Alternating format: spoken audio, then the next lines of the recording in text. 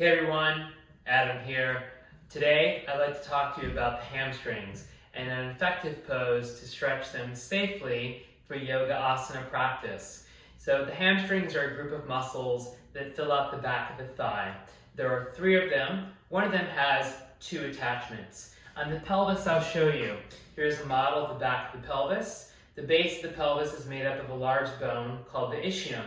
These large bones are called the ischial tuberosities.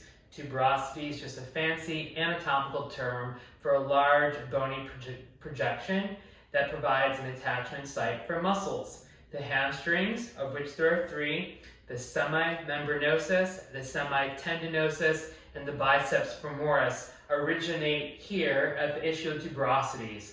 The biceps, seps, head, has 2 origins down the midway of the femur, but they course distally down, originating from the sitting bones, which is part of the hip, crossing the hip joint, down the back of the thigh, and they attach to the tibia and the fibula. The tibia is the large, what we usually call the shin bone, when you bang your shin at the front of the leg, and then the small strap bone at the side.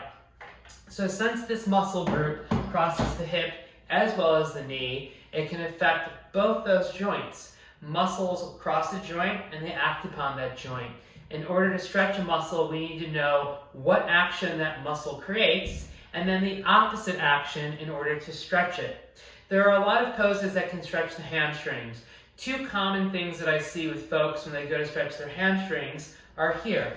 They'll either bend forward to touch their toes in what we call uttanasana, and more often than not, the hamstrings provide some resistance, and folks will usually bend here, what we call relative flexibility. There's a compensatory pattern where they're bending at the waist.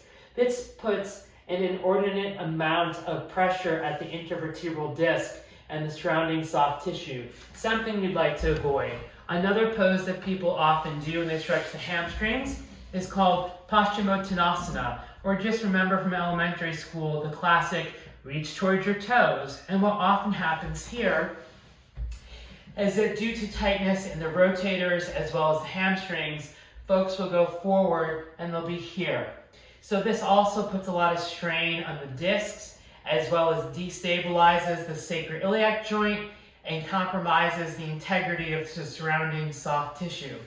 So if you're new to yoga or you find your hamstrings tight, a safer way to stretch them with less risk of injury to the disc of your low back is to do poses where we bring the thigh to the torso, such as Supta Padangusthasana, reclined big toe pose. So for this pose, you're going to need 1 belt and 1 blanket. You can see here, I have a blanket that's folded, like I do for Shavasana to support the neck and the head, and then a belt. Now, some of you might be belt challenged, which could be a genetic predisposition, but I'm going to show you here, this is a D-ring belt, which I recommend. I go through both of the rings.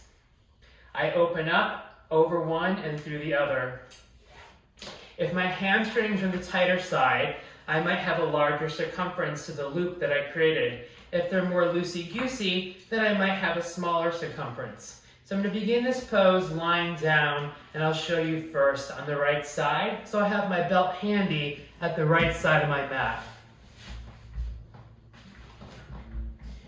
One of the things I want to do when I create a stretch in this pose is to create stability first. So notice my feet are parallel with each other. I may even take my hands to support my head, look towards my feet, and bring my feet to their vertical. This is bringing my hip joint to neutral position. My gluteals are relatively relaxed, and I'm using my inner thigh muscles to rotate my thighs more to the midline, bringing my hip joint towards neutral. This will be the starting position. Then, I find it easiest for folks to first bend the knee and pause. Taking a breath here, keeping the left thigh steady. Once I allow myself to settle, I draw my right knee in, not directly to the chest, but slightly out. This creates a better orientation in the hip socket. I can then take the belt, and I'm going to loop the belt over my right arch. I'm going to take the belt with my right hand.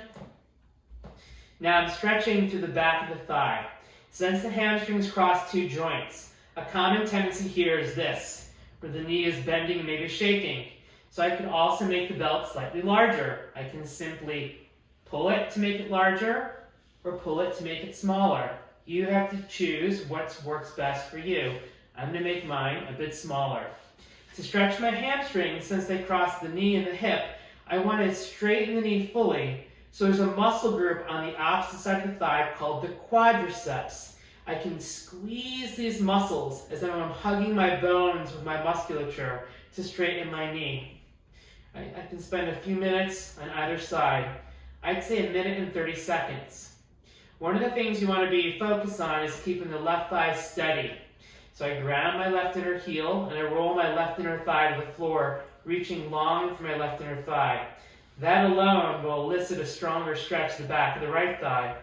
Then I can straighten my right knee. Things you want to avoid, and I'll show on the other side. I start with my feet parallel, bend my knee. Things I want to avoid are doing this. While it might look like I'm flexible, there's a lot of compensation here to achieve this supposed range of motion. So I want to maintain integrity first. I spread my right toes, I roll my right inner thigh to the floor, and I straighten my left knee. This could be the first few months of your practice, settling into the shape of this pose. So I would recommend doing each side twice for 1 minute to 2 minutes and focusing on long, soothing exhalations. I hope you found this video informative, and stay tuned for more tutorials on how to for simple yoga poses.